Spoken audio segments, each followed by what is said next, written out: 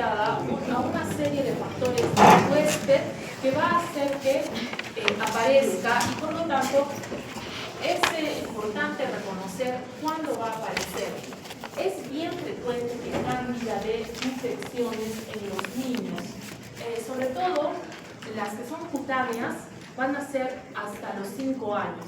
Aquí es importante entender que el sistema inmune aún no está completamente desarrollado y uno de los mecanismos más importantes para que el sistema inmune pueda encargarse de los hongos en general es que los neutrófilos sean efectivos. Dentro de las alteraciones del sistema inmune existe una donde el número de neutrófilos es normal, pero no tienen capacidad de fagocitar o de granular.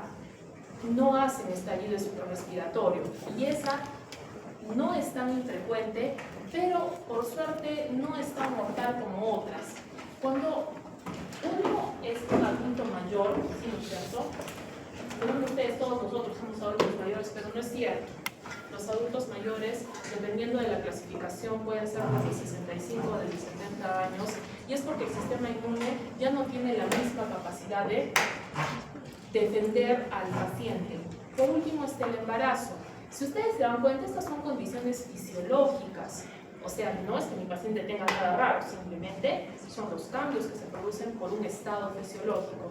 En el embarazo hay una cantidad muy grande de hormonas que va a cambiar el pH interno de la zona vaginal. Entonces, la señora embarazada, ¿dónde va a tener cándida?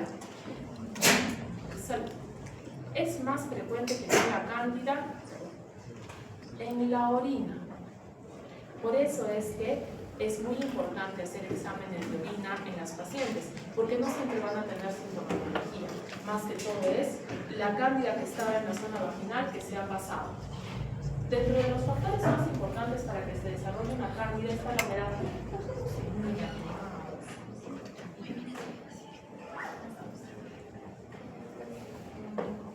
¿Ustedes miran el mouse? Sí.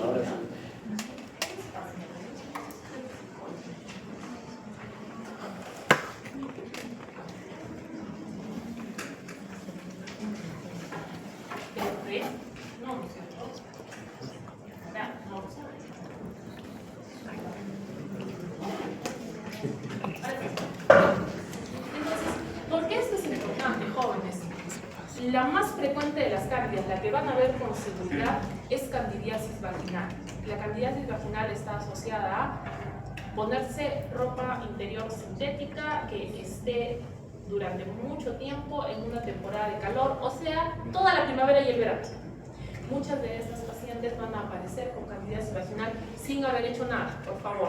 Muchas veces son menores de edad y la mamá que la va a llevar a la niña a consulta la va a querer estrangular. Lo más probable es de que no. La candidiasis vaginal no se contagia por vía sexual en la mayor parte de veces. Existe un 1% por ahí perdido que sí puede ser, pero no es frecuente. Ahora sí, yo no he dicho que la niña no haya tenido relaciones, ¿sí me entiende? Le decimos, la primera causa de candidiasis es todas las ropas de baño son sintéticas, o alguien conoce una que no sea sintética. Si están todo el día con el bikini en una zona donde hace mucho calor y no se han realizado una higiene adecuada, ¿qué vamos a tener? Cándida, ¿no es cierto? Yo no he dicho que no haya tenido relaciones, ¿no es cierto? Para que la niña tenga que confesar bajo sus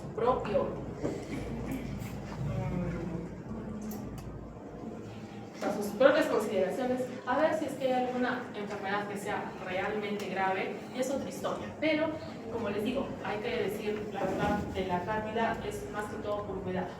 Jóvenes, cuando nosotros tenemos un paciente con diabetes, generalmente vamos a encontrar cándida en la orina.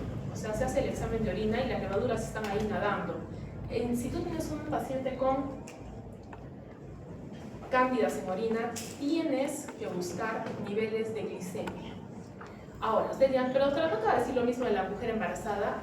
Y entonces aquí es donde hay que recordar que la placenta produce proteínas que hacen más probable que mi paciente desarrolle diabetes. Esta diabetes generalmente solamente está asociada al embarazo y se soluciona una vez que la señora ha dado parto, pero igual está con el azúcar por la sal, por los nubes o no. Entonces, por eso, cada vez que se vea levaduras en orina, hay que pensar en diabetes. Además, en el paciente con diabetes le va a aparecer cándida por muchos otros lugares que ahorita vamos a ver. Otra de estos factores es la obesidad, pero en el caso de la obesidad es ¿por qué? Porque los pliegues van a ser más pronunciados, ¿no es cierto? Mientras que normalmente hay humedad en las axilas. En una persona que está muy gordita, la piel se le está doblando. Entonces, en esa zona donde queda atrapada la piel, va a haber acúmulos de humedad y aquí es donde se va a desarrollar la cándida. Ahora, sobre cándida, jóvenes, sobre todo en la cavidad bucal, cuando aparece cándida en boca, lo primero que tienen que pensar es que hay un cáncer. Y al revés, si mi paciente está recibiendo quimioterapia, tengo que tener cuidado con identificar antes de que se presente la cándida. O sea, ¿cómo vamos a identificar una cándida antes de que se presente? ¿Se acuerdan de la canditoxina? Muy bien. Esta va a generar una sensación de quemazón y va a generar eritema antes de que se presenten las lesiones típicas. Entonces, ¿qué le tenemos que decir al paciente que recibe quimioterapia? Que nos avise en caso sienta quemazón en la boca para que podamos intervenir antes de que se le haga la herida, ¿no es cierto? Muy bien. En cuanto a la inanición es porque el sistema inmune es dependiente de la nutrición. Como gasta bastante energía, cuando el paciente está desnutrido, lleva bastante tiempo sin comer, también se va a ver afectado. Y en este caso, sí. Anito, ¿cuál es la cándida definitoria de SIDA? ¿Cómo puedes hablar? Cándida esofágica. Ah, ya. Escucha. Tú no puedes hablar, no. Les recordamos a quienes no pueden hablar. Sí, nosotros. Ay, mira, qué raro, esta pana no puede hablar. ¿Uria? Tampoco puede hablar. Jóvenes, no podemos estar todas las clases con lo mismo, ya. Uria tiene prohibido hablar. Adriana también. Josué también. Kevin ya quedamos en eso la vez pasada, ¿no es cierto? Luego tenemos a Bianca. Luego tenemos a la cinta delegada. Luego tenemos a Alejandra. Estás por ahí. Callado. Y para finalizar la lista de hoy, Carla. Vas acá. Por ahí te saca. Ah, eso. Uriah, ¿no es cierto? Y también se llama el derecho al silencio. Muy bien. Entonces, jóvenes, es muy importante recordar que ustedes tengan una cándida. Para las damas puede pasar en el caso de la cándida vaginal. Si no, jóvenes, algo sospechoso está pasando. Tenemos que averiguar qué cosa es. ¿Listo? Y si es que tienes una candidiasis esofágica, el paciente tiene SIDA. Ahora, ustedes dirán, ¿es 100% efectivo? Ya 99%. Pero es muy importante tener en claro qué va primero en tu lista y luego descartar. Necesito, ¿cómo se dice? En el caso de los anticonceptivos estamos hablando de los hormonales, ¿no es cierto? En este caso no puede ser el caso de un varón, estamos a anticonceptivos hormonales. Y esto es bien importante, ¿por qué? Porque la señora está utilizando anticonceptivos y generalmente va a tener candidiasis vaginal, o sea, la cándida ya está ahí, ¿no es cierto? Ya está viviendo, y no solamente la cándida albicans, puede ser otra cándida. Las otras cándidas son más difíciles de tratar, un poco más odiosas, pero la albicans es mucho más frecuente. Muy bien, jóvenes. ¿Quién me dice 2 antibióticos de amplio espectro? ¿Ya? Sí, su amor platónico, no la vancomicina. No, ese es para el tratamiento. Este venía después. Piper. No te da el derecho al silencio ya. No. Piperacilina, Mazazobactam y Ertapenem. Esos están buenos. ¿Tú sabes algún otro? ¿El qué? No tanto. Sí. Muy bien, entonces cuando ustedes consideran un antibiótico para tratar, tienen que tener en cuenta los riesgos que este va a traer. Entonces, la cinta Pérez sí se salió de la curva, ¿no es cierto? ¿Qué les faltó? Herrera comenzó con el primero, ¿no es cierto? Herrera. ¿Eileen? Jóvenes, la aceptación es uno de amplio espectro, pero no tiene tanta probabilidad de seleccionar microorganismos como vancomicina, piperacilina, tazobactam, y ahí les faltó, antes de saltar al ertapenem, ¿cierto? Un salto muy grande, los sí les he enseñado meropenem e imipenem, ¿cierto? Y el ertapenem está un poquito más para allá, ¿cierto? De la vancomicina para arriba, la posibilidad de barrer la flora es bastante alta, entonces aparecen bacterias peligrosas y hongos, ¿no es cierto? ¿Y esa fue la cinta Pérez? No, no es Pérez. Sí, es Pérez. ¿No les he dicho que tenían que estar en silencio? Ya, muy bien, los dos, Pérez y Pérez, están en silencio. Muy bien, entonces ahora necesitamos uno. Por favor, ¿cuál es el medicamento que más se parece al cortisol?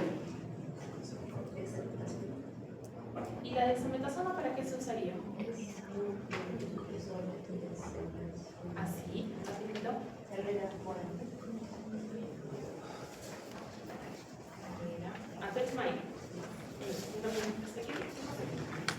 Entonces, jóvenes, yo sé que es frecuente que cuando se sienten muy mal, han dicho, ¿cierto? Debe haber alguna inyección que me quite los síntomas del resfrío para que vaya, que sea feliz y pueda hacer mis cosas. Jóvenes, eso es dexametasona. Pero su compañera acaba de decir que es un inmunosupresor. Claro que es un inmunosupresor. Entonces, la dexametasona está muy utilizada en las farmacias sin receta. Si es que se va a utilizar cualquier corticoide, su tiempo de uso máximo es 3 días. Los corticoides son necesarios, pero tienen que manejarse con mucho cuidado, porque si no vas a generar inmunosupresión y esto va a hacer que aparezcan. Varias veces ha pasado de que aparecen infecciones por cándida, decimos al paciente o a la paciente tiene diabetes, nos dicen no, le tomamos el azúcar está en la estratosfera. O sea, la dexametasona ha tenido éxito para lograr que el paciente sea diabético y además también que esté inmunosuprimido. Jóvenes, los pacientes se acostumbran a esto, de verdad,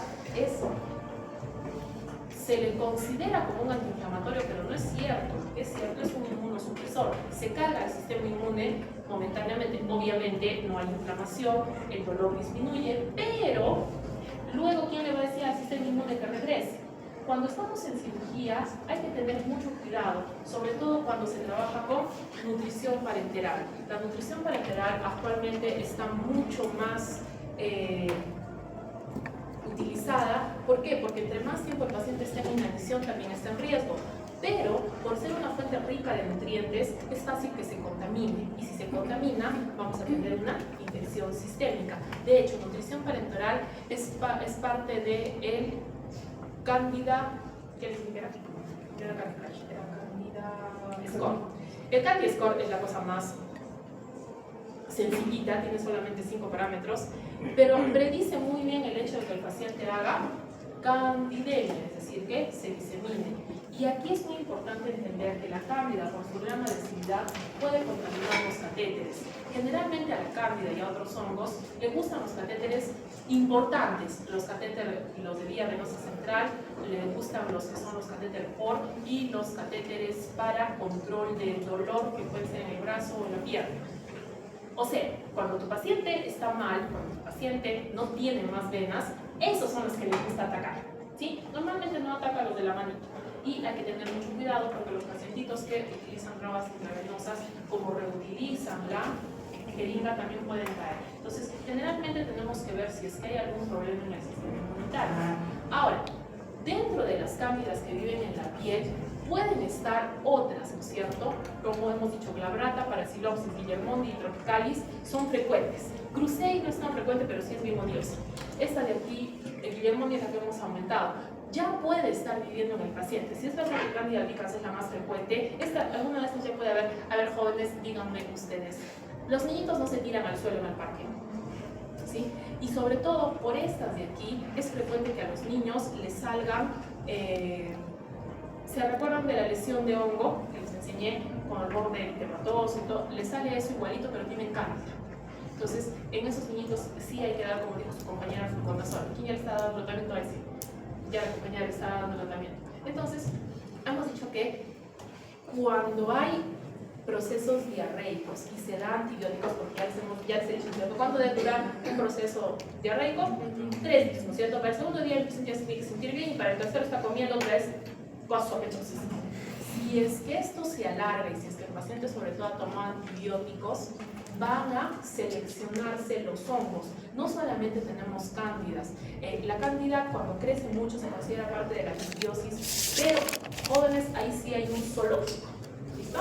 Todas las veces que se han comido sin lavar sus manitas, ahí sí tienes varios tipos de cándidas y otras levaduras que son muchísimo más raras. Esto es bien peligroso cuando mi paciente es inmunosuprimido, o sea, de los inmunosuprimidos de verdad. ¿Cuáles son los inmunosuprimidos de verdad? Los de veras, de veritas. Diabéticos, personas con cáncer y personas con no. No.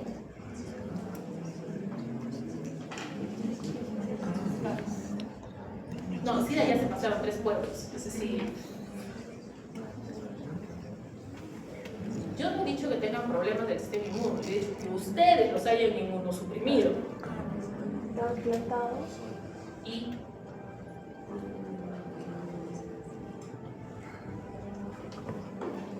las personas con enfermedades autoinmunes.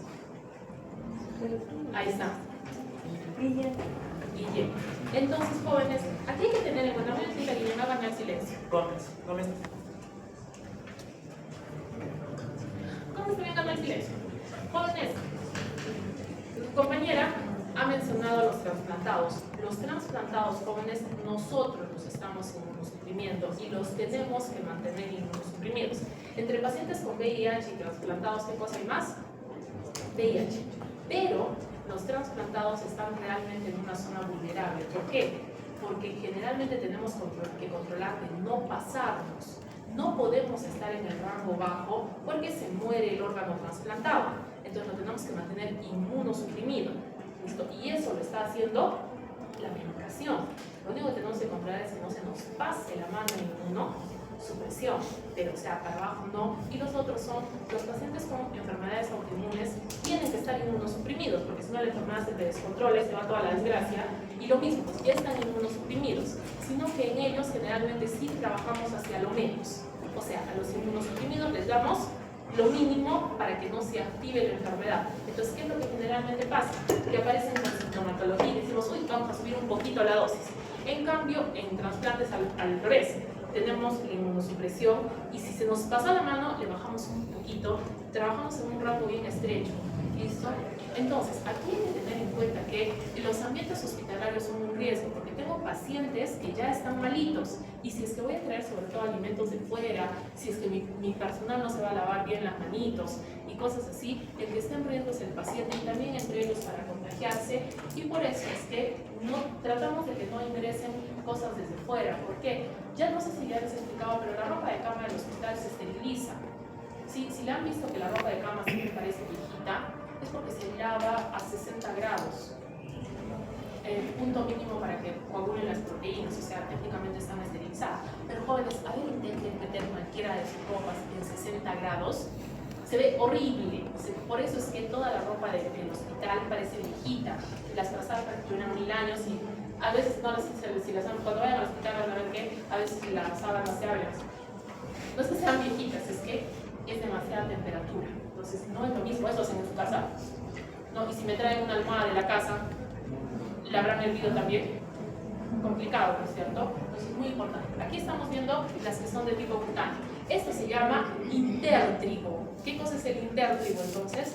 La infección que se produce en los pliegues, cualquiera de los pliegues, generalmente donde hay sudor. ¿Dónde es bien frecuente? En los piecitos. Hemos visto de que eso también suele pasar cuando tenemos un hongo, ¿no es cierto? Pero ¿cuál es la diferencia? Si ustedes se dan cuenta, aquí está bien rojo, es eritematoso, y aparte de eso, ven las pequitas. Esas se llaman lesiones satélites y son características de la cándida. Es como si la cándida fuera saltando y saltando y saltando. ¿Y por qué está tan rojito? Por la canditoxina. Y mi paciente está colaborando con la causa rascándose. Y entonces, entre más se rasca, más se expande, ¿no es cierto? Puede suceder en cualquiera de los pliegues, la axila o la colita. Jóvenes, este adulto mayor casi seguro que utiliza pañal. Entonces, ¿desde cuándo un adulto mayor va a utilizar pañal? Cuando ya son mayores, cuando están operados, cuando están en UCI. Por eso hay que tener cuidado, porque la cándida no ha venido de ningún sitio, ¿sí? No, la cándida ya estaba ahí. Lo único que ha hecho es proliferar. Entonces, ahora, si vemos esto, ¿el bebé está escaldado o no? Sí, y ahora, ¿cómo sabemos con qué se puede confundir esta escaldadura de bebé? Que no te puedes mover. Con esta, ¿cómo sabemos? ¿Y cuál es el mecanismo? Toxina exfoliativa. Exfoliativa, ¿no es cierto? Exfoliativa. Z. Yo les dije, la creatividad aquí en microbiología es lo máximo, ¿no es cierto? Chávez. Muy bien, entonces como su compañero nos ha dicho, tenemos que tener cuidado que este paciente no esté siendo atacado por una toxina de Staphylococcus aureus. ¿Por qué? Porque si tienes una, que es la que causa la escaldadura, puedes tener las demás. ¿Y cuáles son las demás? Las de shock tóxico, y eso es peligroso. Pero si ustedes se dan cuenta que estamos identificando aquí, la bolita son lesiones satélites, ¿no es cierto? Y jóvenes, este bebé es pequeñito, por la edad tienen menos de un año. Ellos ya tienen cándida en su pancita. ¿Quién ha sido en este caso? El cuidador. Porque jóvenes, no sé si ya les he dicho, no sé si era su clase, pero si no, cada vez que se le cambia el pañal al bebé, uno tiene que lavarse las manos. Uno es el peligro para el paciente, porque el bebé no tiene todavía muchas bacterias, no tiene honguitos, porque acaba de salir de un ambiente estéril, ¿cierto? Entonces, si nosotros no nos lavamos la mano, porque dicen, no, pero está con popó. Sí, pero esa popó tiene menos bacterias que tú en tus manos. Entonces, uno es quien tiene que lavarse las manitos para cambiar al bebé, porque en estos casos suele ser que quien ha agarrado al bebé es quien le ha contagiado. Ya después, cuando son más grandecitos, es que sí se van a comer la cándida, y estos bebés sí les da diarrea por cándida frecuentemente. Por lo mismo de que no tienen suficientes bacterias buenas que la mantengan a raya. La cándida se andan metiendo toda la boca, ¿o no? ¿Sí? ¿Y han visto a un niño lavarse sus manitos y lavar su mandarina antes de comer? No, ¿no es cierto? Agarran la mandarina y todo. Muy bien. ¿Alguien sabe cuál es el otro nombre de la paroniquia? Así, común, frecuente. ¿Qué? No. ¿Tú no hablaste ya hoy día? Sí. No, es espacio. Con otra letra. Siempre es. Canalizo. Ese es el otro. ¿Qué has dicho tú? El canalizo es el padastro. ¿Listo? Este de aquí es una de las formas también en que se conoce al uñero, que esta es la infección, el daño que se produce en los tejidos adyacentes a la uña. Esto es bien importante porque cuando las uñas son atacadas por cándida van a tener onixis y perionixis, o sea que va a haber daño en la uña y en los tejidos adyacentes, algo que no sucede en los honguitos. Ustedes dirán, pero ¿y cómo es entonces que la paronitis también es el uñero? Porque en ese caso es el daño físico que hace que ingresen bacterias. ¿Listo? Entonces, los diagnósticos pueden tener diferente origen etiológico, y como ustedes se están dando cuenta, la cándida inclusive puede llegar a rodear el borde de los dedos. Eso no es frecuente, entonces esta señora tiene que tener algún problema, ¿no es cierto? También puede ser solamente la uñita, y en ese caso es onicomicosis, y va a ir avanzando para también afectar las zonas laterales. Este es muy frecuente. Jóvenes, ¿por qué le decimos candidiasis pseudomembranosa? porque parece como si se hubiera pegado un trozo de algodón mojado encima de la mucosa, ¿listo? Aquí están viendo, esto que están viendo aquí es una pseudomembrana, o sea, es como si hubiera salido una capa extra a la boquita del bebé. Y este de aquí, en la boca, está bien desarrollada y puede desarrollarse tanto en las mejillas como en las encías, como en la parte del paladar, como en la lengua, no importa. ¿Y qué característica tiene? Que si tú tomas un monadiente y tratas de sacar esta secreción, se va a desprender y va a sangrar. Ahora, ¿por qué le ha pasado esto a este bebé? Este bebé se ha metido a la boca y es, ¿cierto? Sobre todo los hermanitos menores que son tan acomedidos, cuando se le cae el chupón al niño se lo regresan, ¿no es cierto? Con la tierrita llena de cánidas y ya está. Esto es frecuente, claro, ya les he dicho, su sistema inmune aún no está desarrollado y ni siquiera sabían que existía la cándida. Entonces, ¿qué cosa hay que hacer? Simplemente darle tratamiento y no desesperar y decirle a la señora que sí, sigue viendo su biberón y que se lave las manitos y todo lo demás. ¿Y qué va a pasar? No pasa nada. En este caso, lo más probable cuando es en la boca es que tengas un paciente con neoplasia. Sobre todo si es que a veces pasa de que el paciente no sabía y recién está teniendo síntomas porque está comenzando a perder peso, tiene mucha sudoración y de pronto le aparece esta, y es frecuente que suceda después de las quimioterapias. Las quimioterapias, curiosamente, son inmunosupresores para todos los pacientes. Tienen que aprender esa palabrita. Keilitis es la boquera. En el caso de ustedes, las boqueras es por andar comiendo fruta que no está completamente madura. Esto pasa con la papaya, los higos, la piña, y entonces ese es un daño enzimático. Las frutas que les acabo de decir contienen enzimas y por lo tanto, si están verdes, van a hacer, sus enzimas están más potentes y por eso les sale a ustedes la boquera. En el caso de los abuelitos no, es por infección, sobre el crecimiento de cándida que ha comenzado a destruir esa zona. Entonces tenemos que darle tratamiento. Como les había dicho, la candidiasis vaginal, sobre todo, va a generar una gran irritación. La paciente va a decir que le pica horrores y esta de aquí no necesariamente es por contacto sexual, pero sí es verdad que existe un riesgo, no es mucho. El paciente, cuando es varón, la infección se llama varanopostitis, pero como tiene tanto prurito, tanto ardor, se van a estar rascando los dos. Y esto va a generar que haya erosiones, va a haber lesiones de rascado y esto va a ser peor. Entonces, en este caso, ¿por qué es importante tener en consideración? Si es posible que haya contacto por vía sexual, no es muy frecuente porque jóvenes están con toda la mucosa irritada y están adoloridos, no es frecuente. ¿Y por qué sobre todo esto es importante, jóvenes? O si aparece una niña, una menor de edad con leucorrea. ¿Qué cosa es leucorrea? Es el aumento de secreción vaginal. En el caso de la cándida es blanquecino y va a tener, generalmente se describe como leche cortada. ¿Por qué, jóvenes? Porque si esta es una niña, la madre va a estar absolutamente desesperada porque cree que ha sido por un ataque sexual. No necesariamente es así, pero primero se hacen las pruebas y luego se dan las opiniones. Porque la madre necesita la tranquilidad de que sea evaluada, la madre tiene que estar presente.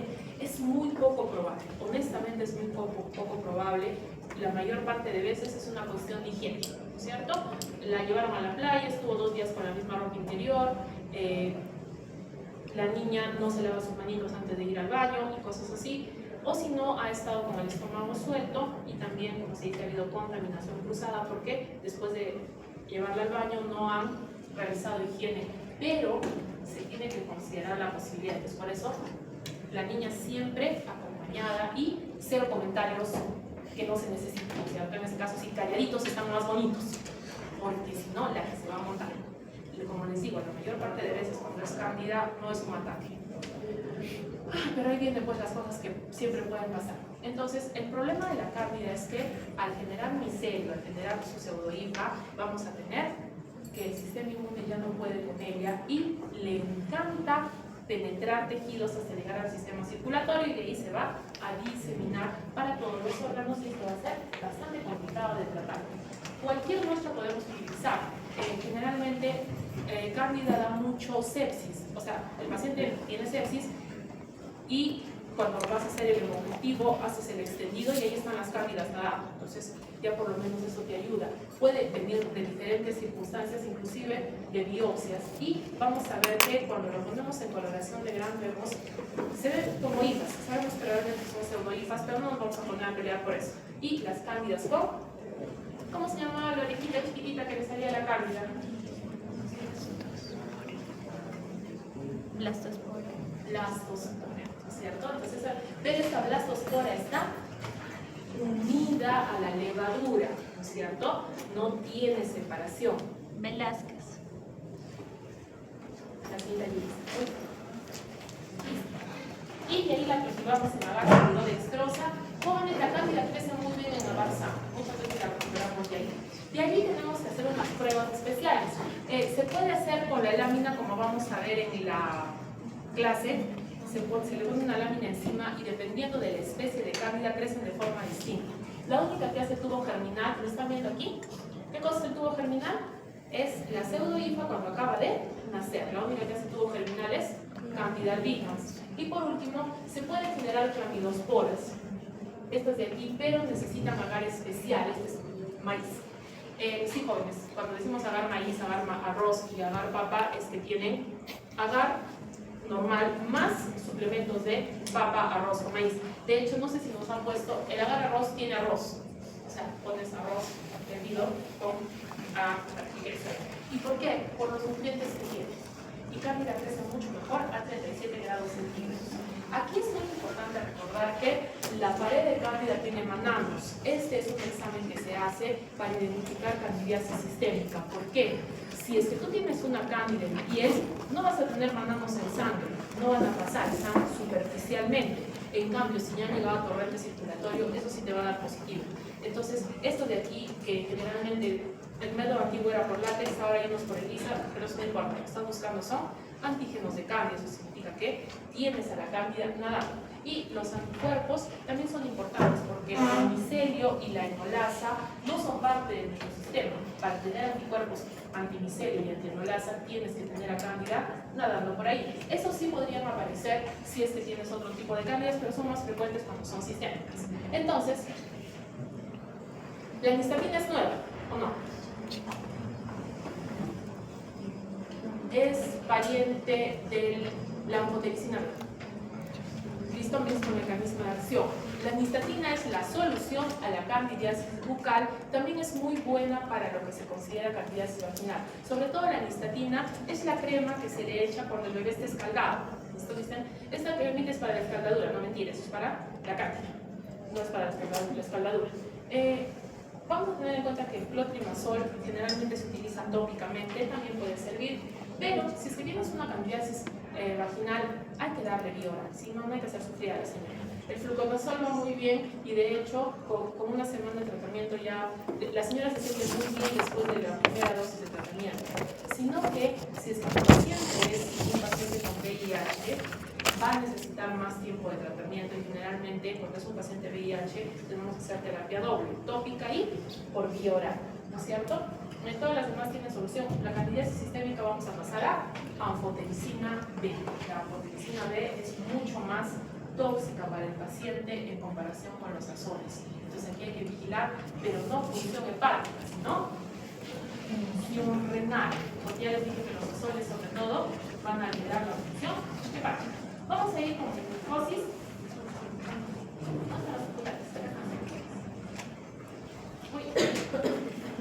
Estas glicosis subcutáneas son sobre todo ocupacionales. ¿Listo? Obviamente, ¿cómo es que el hongo va a llegar hasta ahí adentro? Por un trauma. Como están viendo aquí, por ejemplo, tengo una espina de rosa. Una de las enfermedades subcutáneas es por espina de rosas y está muy asociada con recoger frutas, recoger madera, trabajar en el campo de la agricultura y dedicarse al jardín. Esta es donde las señoras mamás, cuidando sus plantas, se hacen infecciones perioranas. Vamos con la esporotricosis. Sporotrix Schenki va a ser una levadura que puede generar hifas, de que cuando cambia la temperatura cambian estas y normalmente se va a encontrar en las cortezas de los árboles y sobre todo le encanta vivir en las rosas. Se llama dimórfico por las características que tiene. Esta enfermedad es muy frecuente, como somos un país exportador de rosas. Sobre todo hay que ver, aquí tenemos una empresa exportadora de rosas en semáforo. Entonces hay que tener en cuenta que diríamos que el ideal sería que trabajen con guantes, ¿sí? Aquí me han visto trabajar con guantes en el jardín. Muy poca gente, no se preocupe. Entonces tiene que tener el trauma y tenemos que tener en cuenta a las personas que se dedican a cultivar rosas, a las personas que se dedican a hacer arreglos con rosas y también puede ser en cosas como albañiles y carpinteros que también van a trabajar con sus manillos. No importa edad y sexo, sino más que todo el trabajo al que se dedica. Está más que todo asociado a climas templados, cálidos, tropicales y por eso es que es mucho más frecuente en nuestro país, en el departamento de Apurímac. Apurímac tiene plantaciones de rosas enormes y tiene un clima mucho más benigno que el nuestro, entonces allí sí es que vamos a tener varios pacientes que desarrollan esta enfermedad. Entonces, ¿qué vamos a tener? En primer lugar, en la zona del traumatismo, donde se va a producir la inoculación, vamos a comenzar con una pápula que luego se hace una úlcera porque hay necrosis central y en esta zona generalmente también le llamamos chancro. Pero si ven, se ve totalmente diferente, de verdad se ve como una úlcera necrótica como hemos visto en Carbunco. Y luego esta se va a comenzar a expandir, va a ir avanzando e inclusive puede generar unos nódulos necróticos que están siguiendo el trayecto del sistema linfático. Y estos jóvenes va a demorar bastante en desarrollarse, no siempre tienen mucho dolor, a pesar de que son úlceras con pus, porque los pacientes dicen ya se va a pasar, es una cosa, es una cicatriz, no es nada, ¿no es cierto? Entonces, esta de aquí puede ser que se quede solamente donde se ha fijado, se expanda como nódulos cutáneos o se haga sistémica si es que supera la zona de inoculación. ¿Qué es lo que tenemos que buscar? Jóvenes aquí si tienen que usar un poquito su imaginación. Este es un asteroide y parece un asterisco, ¿no es cierto? Es porque hay una levadura central y levaduras que se están reproduciendo alrededor. Esta es pequeña y no solamente la vamos a ver en el tejido, porque obviamente podemos hacer una biopsia, podemos recolectar la pus de la necrosis que se está generando y luego vamos a hacer el cultivo agar sabroso. Ustedes lo ven al comienzo, es una colonia blanca que se arruga, pero conforme avanza un poquito más, esta arruguita toma coloración porque tiene sus propios pigmentos. Y si lo vemos, la misma estructura que acabamos de ver, o no, parecen como florecitas donde las levaduras están en forma radiada. Y aquí sí vamos a tener unos conidios en formas triangulares que son pigmentados. En cambio, en la levadura va a estar mucho más alargada. Como dijo su compañera, la blastospora en este caso, no va a ser chiquita con su orejita, sino va a ser mucho más alargada y vamos a tener también los cuerpos asteroides que les acabo de decir. Es una levadura con las levaduras alrededor. Aquí le estamos mirando, que parece una florecita, y para darle tratamiento aquí vamos a utilizar yoduro de potasio, que es más tópico, y también vamos a utilizar itraconazol. El itraconazol ya está un poquito más encima, por ejemplo, el ketoconazol para lo que son tratamientos. Vamos con la cronomicosis. ¿Por qué nos preocupa la cronomicosis?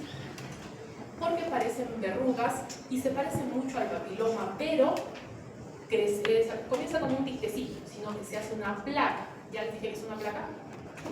Una placa es cuando varias lesiones dermatológicas se unen y se hacen mucho más grandes. Ven que no es muy elevada, no es como el condiloma culinado que parecía como coliflor. Esta va a crecer un poco elevada, pero va a seguir creciendo y creciendo y creciendo.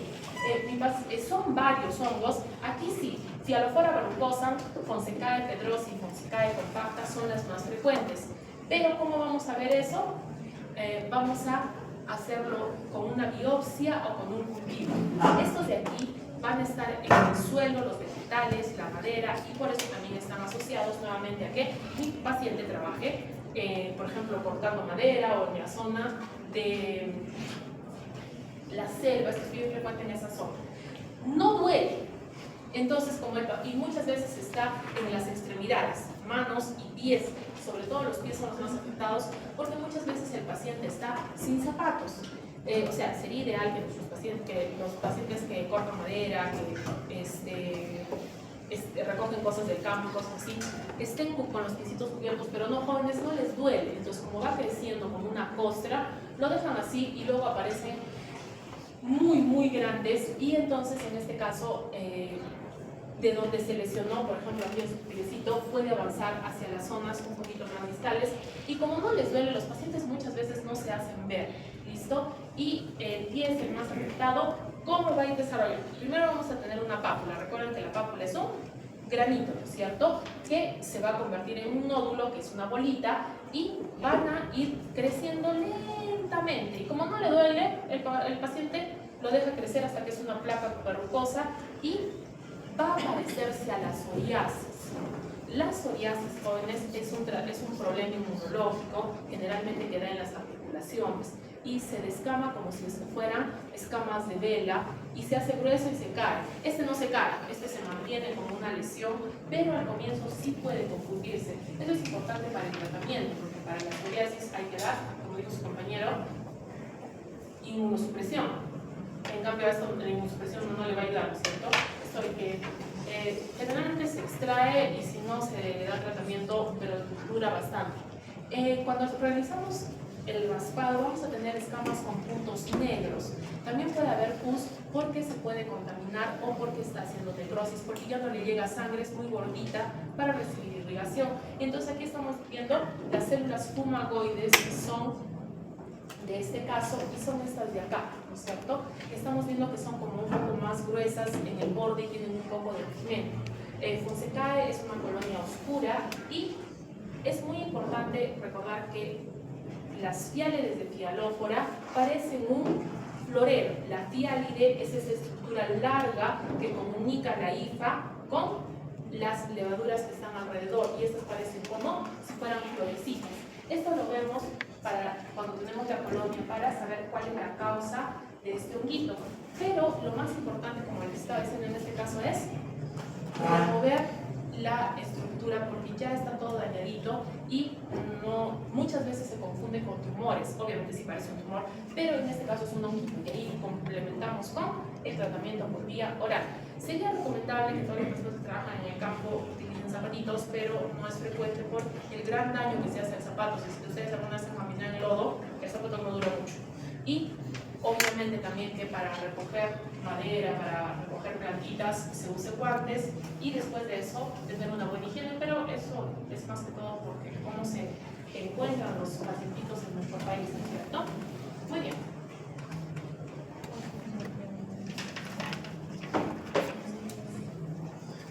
Disculpa, un segundo.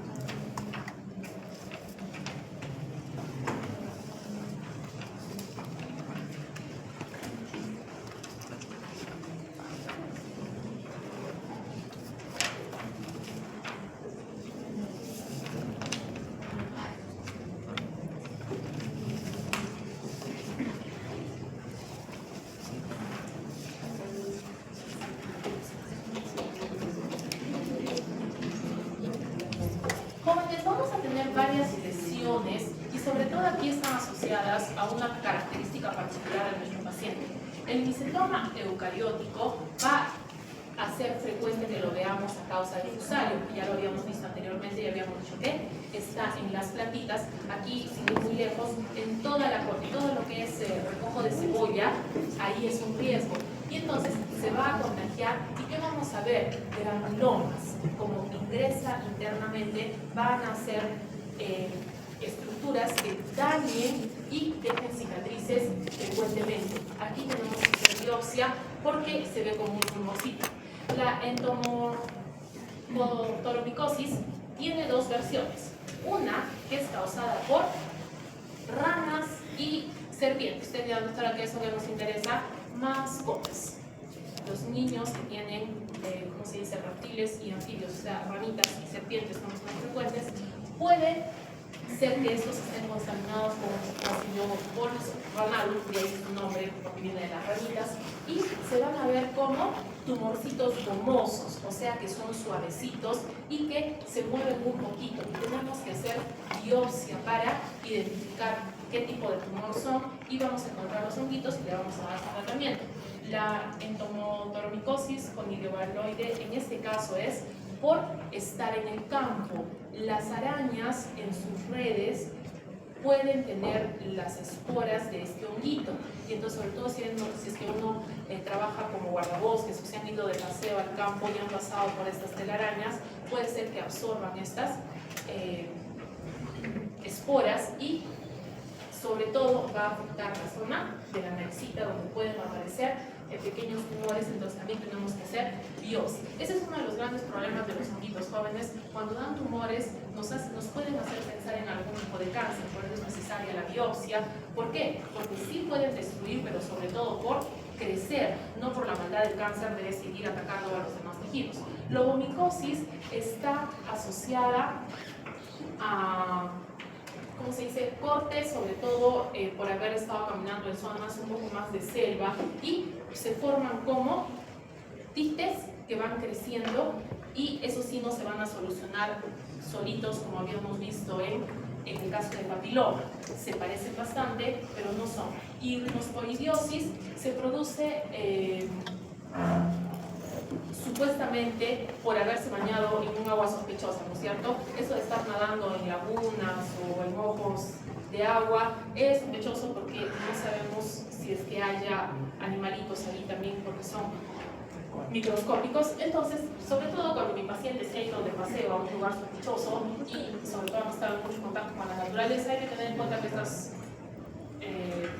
hongos no son tan frecuentes, pero sí pueden aparecer como diagnóstico diferencial. Entonces, cada vez que tenemos la moraleja, cada vez que tenemos un tumorcito, pedir biopsia, ¿no es cierto? Muy importante. Esos son los que son superficiales, ¿no es cierto? Y ahora vamos a seguir con los que son sistémicos. Tendrán que chiquitos, sí, chiquitos, los nombres no son superficiales. Vamos, esta es la última, sistémica.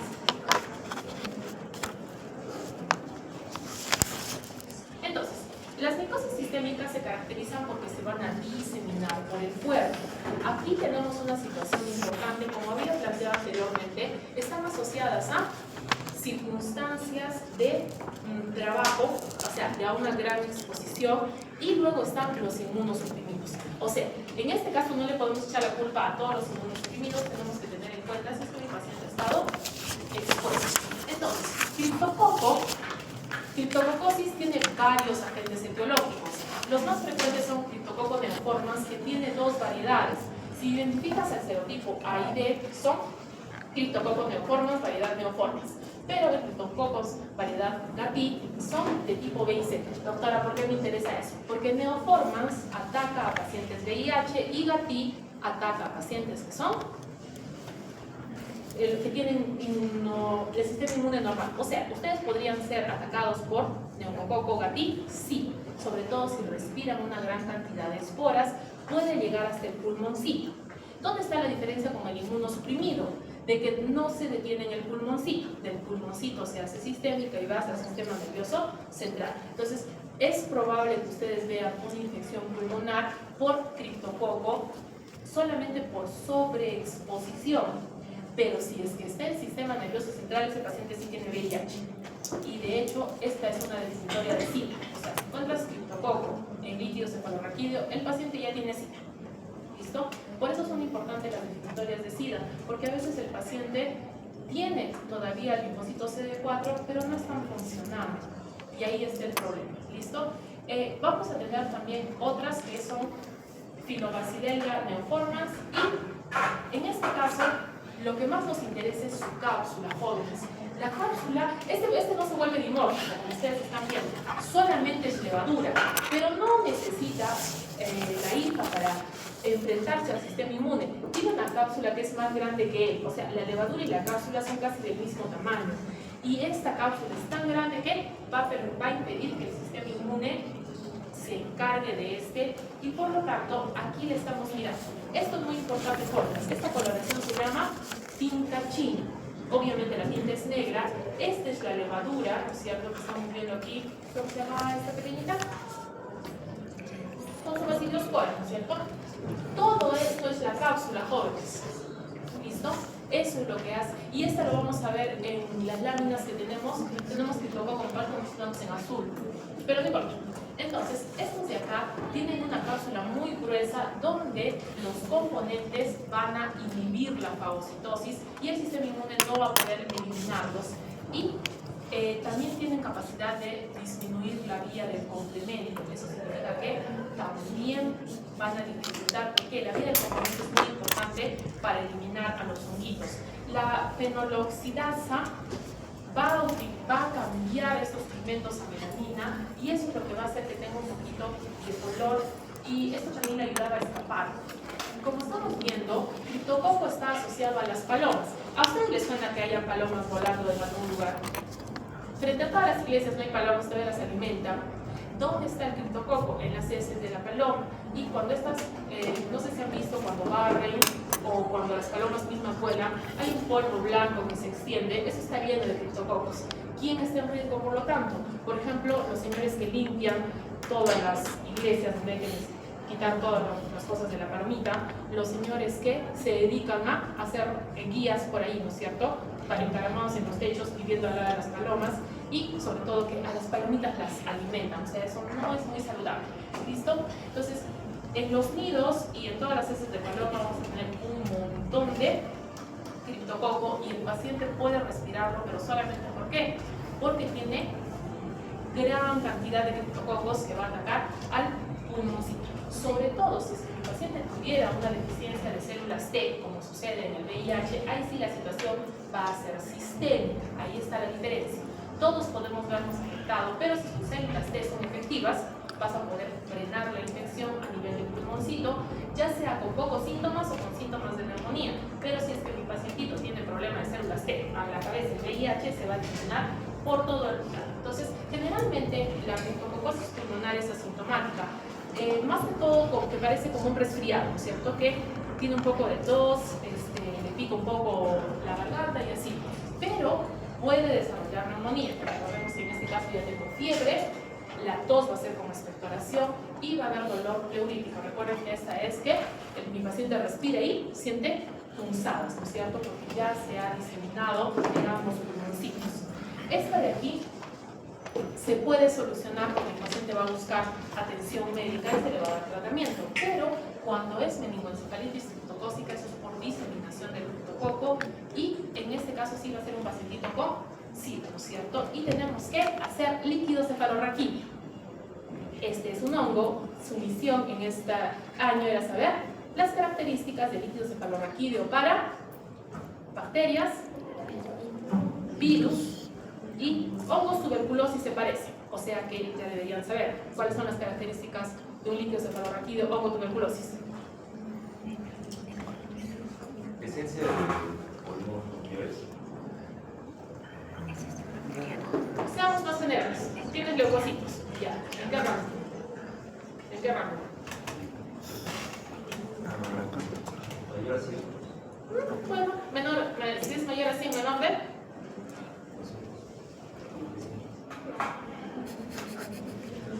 500, ya. Entre 100 y 500 es un buen rango para leucocitos.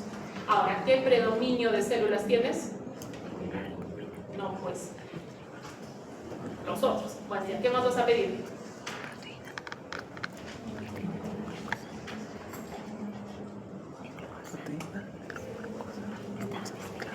A ver, Cristel.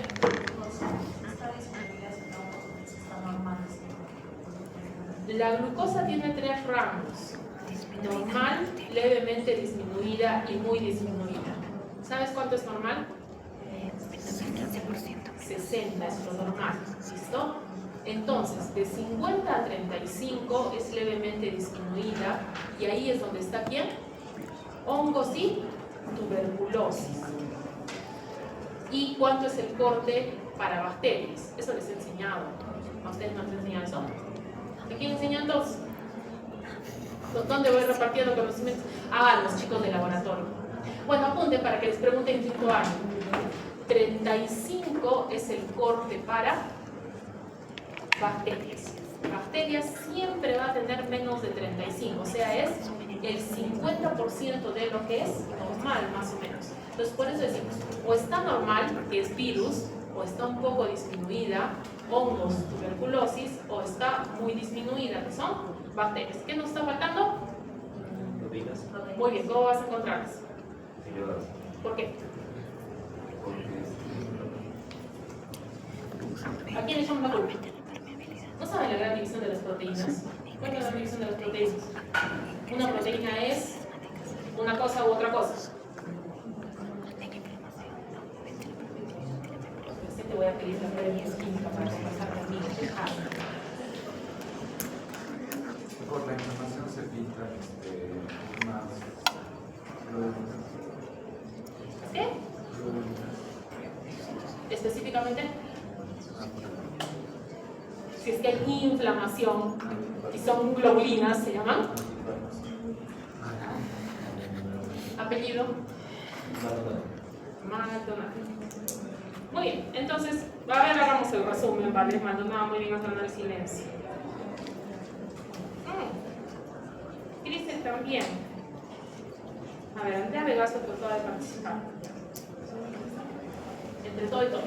Muy bien, jóvenes. Entonces, tenemos que tener en cuenta en primer lugar que lo primero que tienes que saber son las células. En líquido cefalorraquídeo no aceptamos células. Eso tiene que ser cristal de roca. Entonces, si tienes 5 leucocitos o más, eso está mal. ¿Listo? Pero cuando tienes 5 leucocitos a 100, eso es autoinmune. Si tienes de 100 a 500, es hongo, micobacterium. Y si tienes más de 500, eso ya es bacteria por los miles de miles. Luego está el tipo. Para bacterias es polimorfonuclear. Para hongos, mononucleares. Y también lo mismo va para nosotros decir tuberculosis. Y luego proteínas totales y fraccionadas. Las proteínas van a estar aumentadas y sobre todo a predominio de globulinas. La otra opción, si eres una proteína, o sea, si yo me autodenominara proteína, ya que uno puede ser lo que quiera hoy en día, ¿cierto? Como Barbie, pues solo puede ser una albúmina o una globulina, ¿no es cierto? Y entonces las que aumentan, como dijo allá, ¿cómo apellidas? Juan. Entonces no hemos estado con lo mismo, ¿verdad? Juan es con H. Carlos. Muy bien, hasta no el silencio.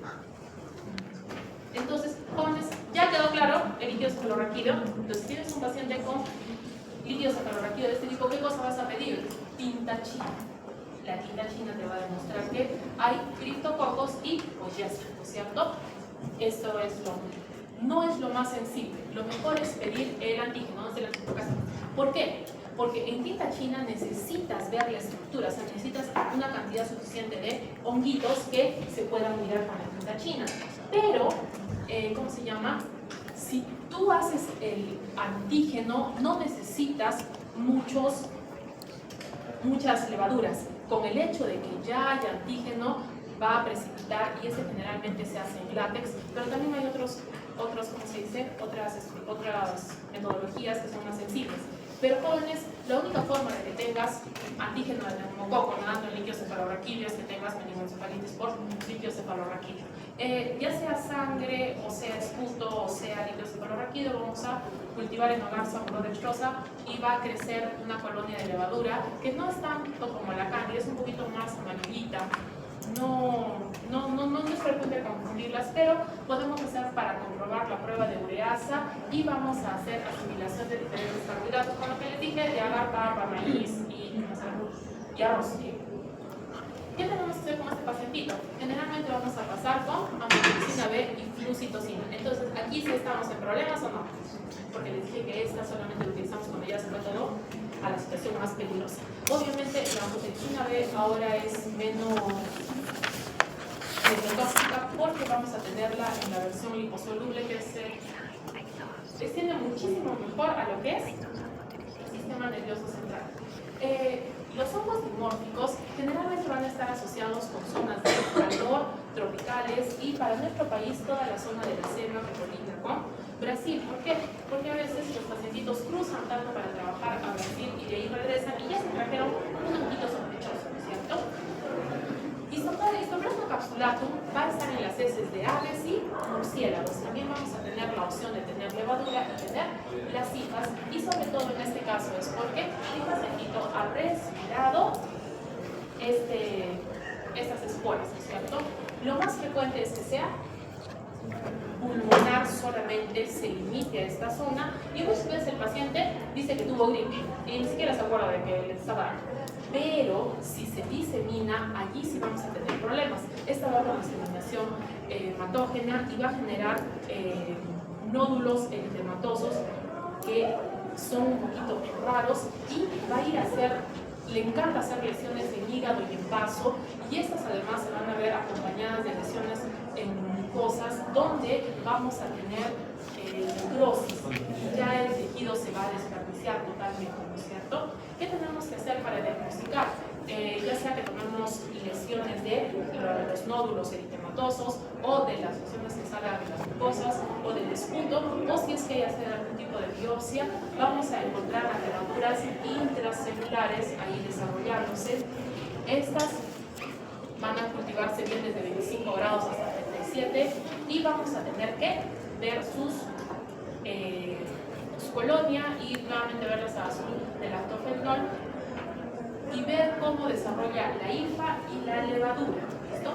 Lo más frecuente es que tengamos biopsia, pero estos pacientitos, si es que no los tratamos a tiempo, pueden tener muchos problemas sistémicos y así se nos puede morir el paciente. Entonces hay que tener cuidado cuando tengamos una situación de una tos sospechosa que parece una neumonía, que además tiene manchas rojas que se están diseminando por la piel y otras manchas que aparecen en otras mucosas.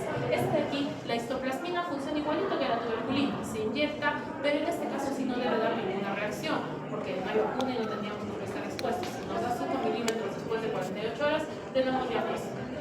Si es que obviamente es un caso que está limitado al diagnóstico y el paciente tiene un buen sistema inmune, no vamos a necesitar nada si el paciente ni se da cuenta, pero si no, si es que ya tenemos una situación sistémica por diseminación linfática, vamos a tener que recurrir a la vitamina B y también darle piedoconazol. Muy bien, jóvenes,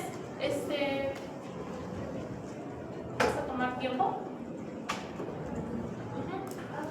Jóvenes, van a estar quietecitos aquí un ratito porque vamos a dejar para coccidioides y los columnistas para la clase de mañana. ¿Listo?